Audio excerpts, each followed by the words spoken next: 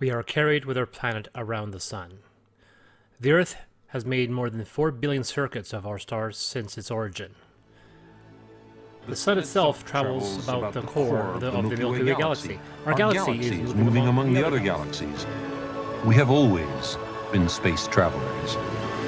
Wait, that was strange. Kepler 3042 is yet another in a recent and welcome trend in non-abstract games based on hard science. Or at least one inspired by hard science. Set in a distant future where mankind taps that hope-filled idealism encapsulated by Carl Sagan, Arthur C. Clarke, and Neil deGrasse Tyson, and finally ventures from that pale blue dot, or cradle, with the desire to explore and expand, to further the knowledge and capabilities of the entire human race. Even though such an achievement would make all of us victorious, there must still be a winner, because this is a competitive board game. Wait, really? Contained in the core book is a 4-page supplement dedicated to the science of Kepler 2525. Most of the entries involve that same wishful thinking about how mankind could reach to the stars and score points. One section discusses how humanity would advance in the next 1,000 years, of how we would discover new technology, and how those would become the foundation on which to allow our descendants to become explorers, as we once were centuries ago. The publisher's note in the corner includes the quote, "For this reason, in the game there is no military aspect, nor can you meet hostile alien races. Kepler 3042 wants to be a hymn to space exploration and scientific achievement." And yet still, competitive board game. Admittedly, it's a Euro, both in style and literality. Wait. Yep, also a word, moving on.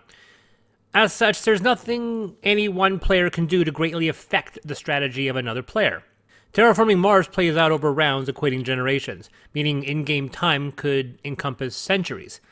Kepler 3535 makes no such equivalence. However, the game also lacks a thematic win state. There's a fixed time frame with no definition as to the justification. I'm not saying this to be critical, as many games have arbitrarily established endpoints. More an observation, given this solidly thematic game could not create such a rationalization. I don't require it to be calamitous. However, I'm getting ahead of myself, in that I've passed 350 words and have yet to talk about the actual game. Kepler 4545 is part of a genre that, for reasons unknown, lacks definition. I found discussions on social media where people inquire to its explanation, despite several world-famous games residing within the category. The engine builder. Only a few games officially fall into this category, though the definition should really be expanded.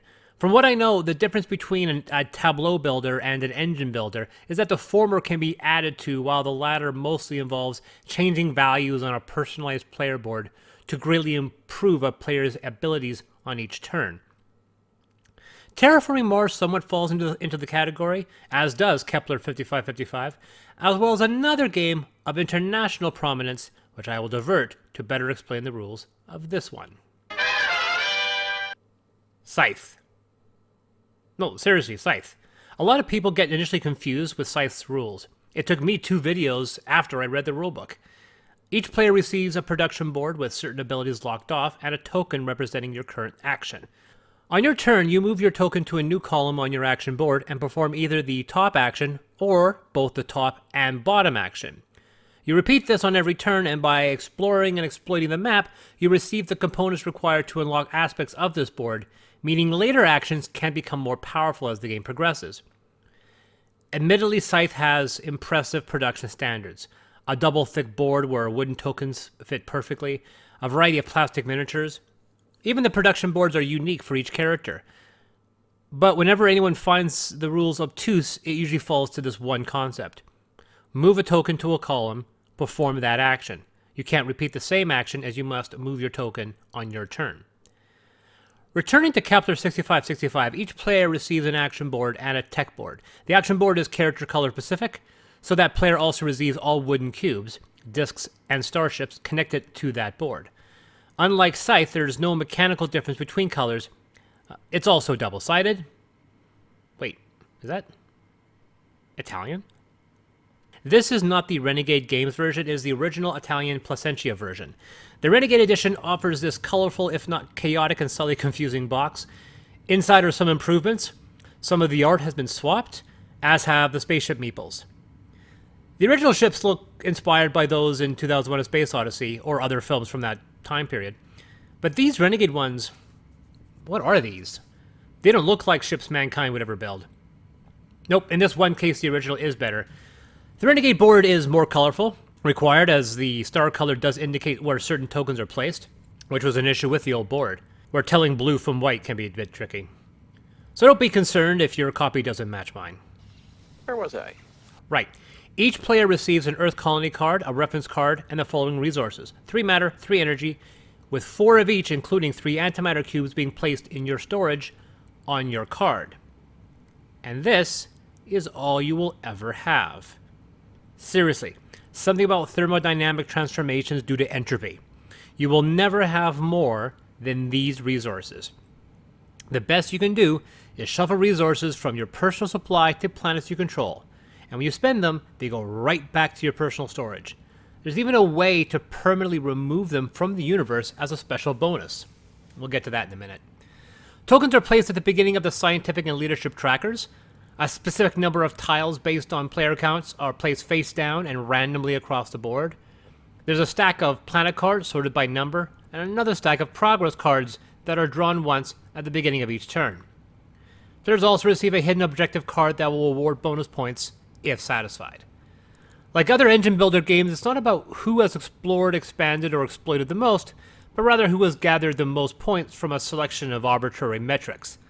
Points for antimatter created, planets colonized, starships on mines, technology progressed, and how far one has reached on each of these trackers. The first player that reaches a specific leadership or technology medal also unlocks those as a special bonus, though they're actually given to whoever is the higher on this tracker at the end of a round. What surprised me is that this is not a game with a set strategy. You can elect to send out fleets of spaceships early on, or spend several turns on Earth doing nothing but developing faster engines and better energy development. You can even elect to do nothing of the sort and remain on Earth. Each time I play this game, I want to try a completely different path, and I have done so numerous times. Everyone starts on Earth, local star systems are revealed, and each player can advance 2 tokens on their tech board. Play begins with revealing a progress card, advancing the turn tracker, and then each player taking turns. There is player order, but the only reason is because of the 2 ladders, where players can achieve medals before others. Each player can elect 1 action on their board. It starts at the center, terraform planets, which players wouldn't be able to do on their first turn. They can produce any number of starships, up to 3, colonize planets, advance any number of technology, move starships, this is in addition to their regular movement at the end of the round, terraform planets, reveal galactic objects, produce energy, produce resources on colonized planets you control, or finally generate antimatter. To determine how well you do with each of these actions involves referencing your tech board.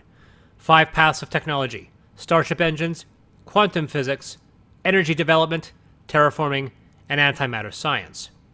For example, if I select energy storage, that refers to energy development. If I have reached Plasma Quantum Central, therefore I can receive 4 energy with this action. If antimatter is set at metamaterial generator, when selecting generate antimatter, I would gain 2 cubes with the action. There are additional bonuses with technological development as well. The aforementioned antimatter level also allows me to colonize alien worlds. In addition to your normal action, you can take up to 2 bonus actions. The 2 options are directly vertical and horizontal to your chosen primary action. Generate antimatter allows me to gain 1 of each matter and energy or advance 1 step on the science ladder. These come with a cost though. You must remove 1 cube of any type from your supply and place it in Clausius's pit, meaning you are sacrificing your future supply by pushing early. You do get a few chances to reclaim these, but few is stressed. These bonus actions include creating more starships for cheaper, gaining antimatter, moving starships, or getting additional matter and energy. After each player has taken his or her action and possible bonus actions, all starships on the board move based on each player's placement on their space travel slider. Starships are a fixed resource. You only get 3.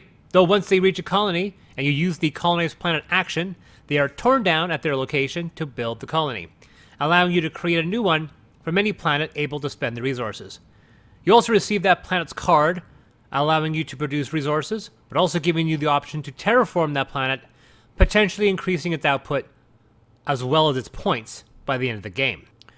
Additional rewards can be given based on how far players have advanced on the science and leadership ladders, and if the progress card drawn at the beginning can be satisfied.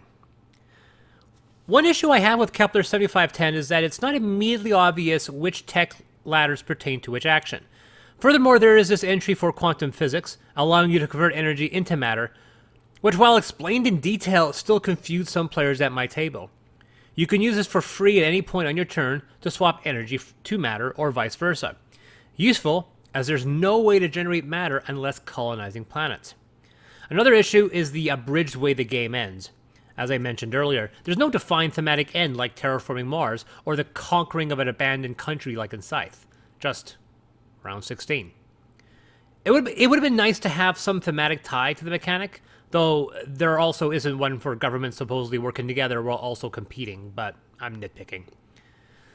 The artwork is relatively basic, the wooden token simplistic, yet I'm glad they didn't jack up the price of the game in order to include plastic miniatures.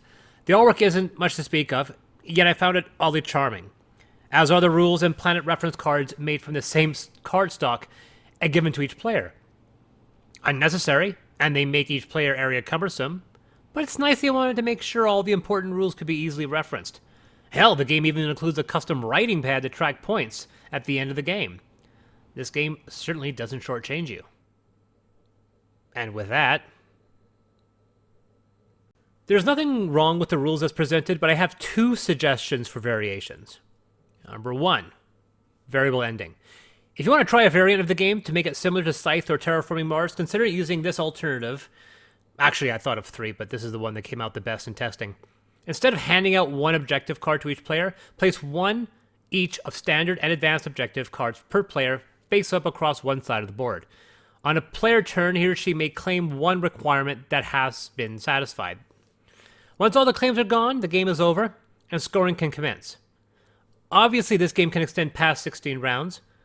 The progress deck reshuffles, and the round marker resets back to 1, but neither the leadership nor the scientific ladders are replenished or reset.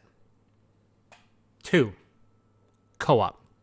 Like nearly all engine builder games, Kepler 8510 features a solo mode. This one's somewhat concealed on the scientific booklet rather than the primary rules. This involves achieving certain victory points and employs a ghost player. Two mechanics in solo/co-op play I don't agree with. My variation of co-op once again employs multiple objective cards. Firstly, for each player, place one each of the standard and advanced objective cards along one board edge. All of these must be completed by the end of the game.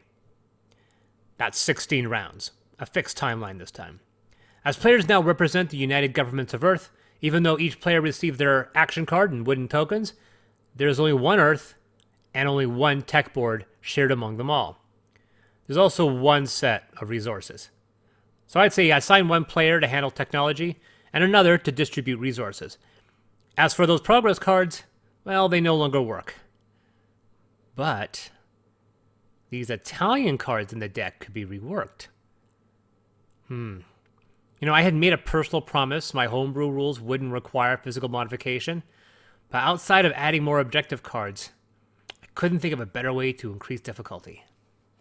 So, with that,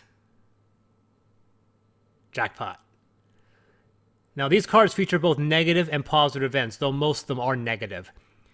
Now, additionally, players can also harvest resources from planets others colonize or terraform.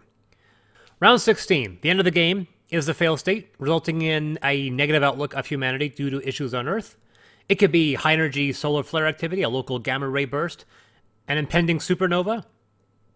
Regardless, life on Earth is growing increasingly endangered. Additionally, when a player gains a medal, the group can regain one of either energy or matter to their supply. Kepler 9595 both scratches an itch for a good production engine game while also being about an optimistic future while mankind enjoys a new renaissance of scientific enlightenment and technological development. It's a game that asks players for a moment to put aside the desire to exploit or exterminate in favor of exploring and expanding in the interest of establishing a galactic civilization. It's not just a realistic possibility. It's an imperative for our species' survival. Countless worlds, numberless moments, an immensity of space and time. In many ways, the game describes what we are capable of, what achievements we can attain whilst remaining competitive. That to the victor come the fruition of an entire species. The game does not outright telegraph that it encompasses centuries, but such an idea is implied, and that what we do with our world right now will propagate through the ages and powerfully affect the destiny of our descendants.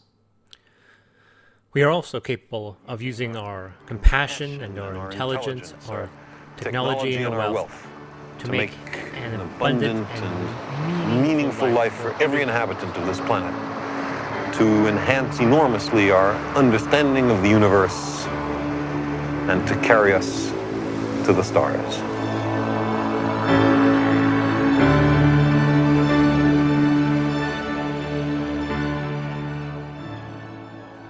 This is Chris from Deus Ex Machina.